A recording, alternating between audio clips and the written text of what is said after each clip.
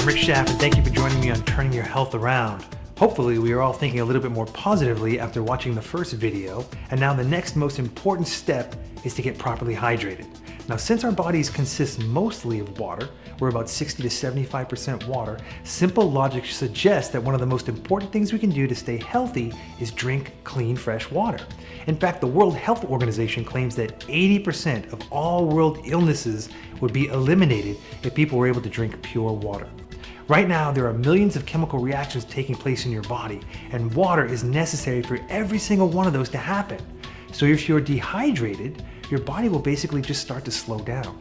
And this is going to limit your progress in things like weight loss and can lead to other health problems as well.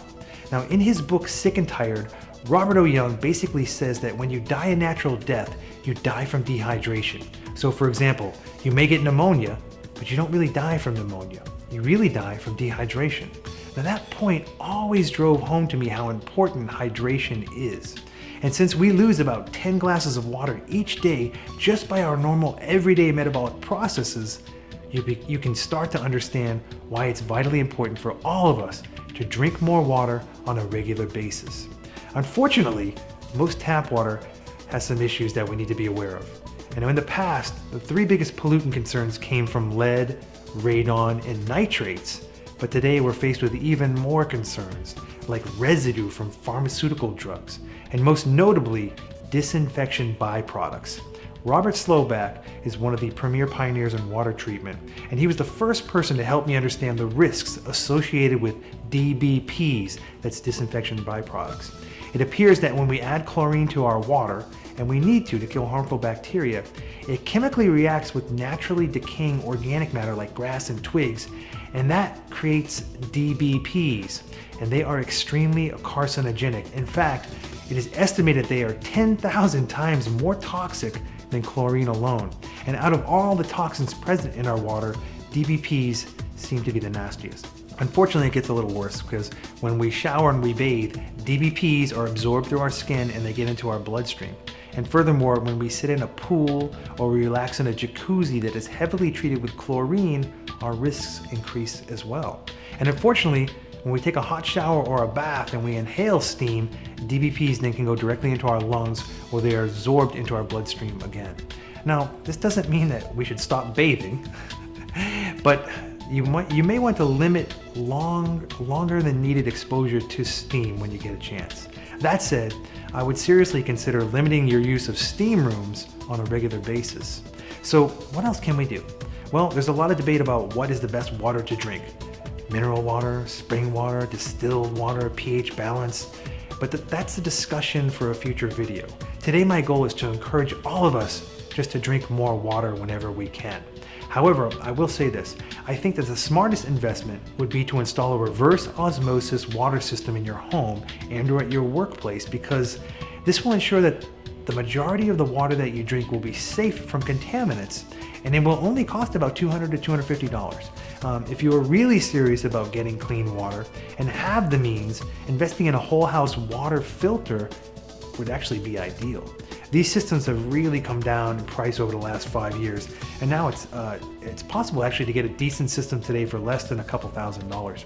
Now, in regard to bottled water, which is definitely the main source for a lot of the population, most people believe that bottled water is a great idea, but the reality is that few states have very strict standards for bottled water, and many test results show that most bottled water contains some kind of pollutants, actually most of the same pollutants we find coming out of our faucet.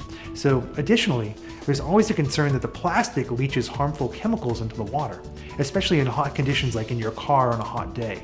That said, you never know the conditions the bottled water was in or was subjected to before you bought it, right? I mean, for all we know, it could have been sitting in a hot warehouse for months, or maybe it was even in the back of a hot truck that was baking in the sun in Vegas. We just don't know. But it's something to seriously consider if bottled water is currently your main source of water. Now, another pitfall that many of us never consider is drinking beverages at a restaurant or at a coffee shop. Most of the time, you're just getting tap water. I mean, the coffee or the tea is going to be made from tap water. Even most soft drinks and juices are made with tap water because at the end of the day, it's all about economics for most companies. And after all, tap water is free, right? So it's important to note that we all have different needs in regards to how much water we need. And that's based on things like how big we are, the type of climate we live in, and our activity levels. But the typical person can only metabolize about 4 to 6 ounces of water every 30 minutes. So it doesn't help to get some water and pound a whole bunch of it at one time, because you're not going to absorb all of it or metabolize all of it. So that said, I think the best way to stay properly hydrated is to drink a small amount of water throughout the day. Now, the way I do this is I leave out a glass in my kitchen or my workplace, and it reminds me to consistently drink water throughout the day, and it works great. Some people, in order to make the water taste good, they add a little bit of fruit juice to it, or they have fruit floating in it, or they use a little bit of lemon with some stevia. Whatever it is, just whatever you need to do to get good, clean water, do it. Believe it or not, the more you drink water, the more your palate will shift, and you may even find that it's going to be delicious tasting one day. I mean, for real. So, and lastly, just because you drink water, it doesn't mean your cells will absorb it and stay hydrated. If you drink a lot of water and you still have the effects of dehydration, you should consult a healthcare professional immediately and figure out what's going on for all of the reasons we just talked about. However, for most of us, drinking more clean, fresh water may be the easiest and most effective way to start turning our health around today.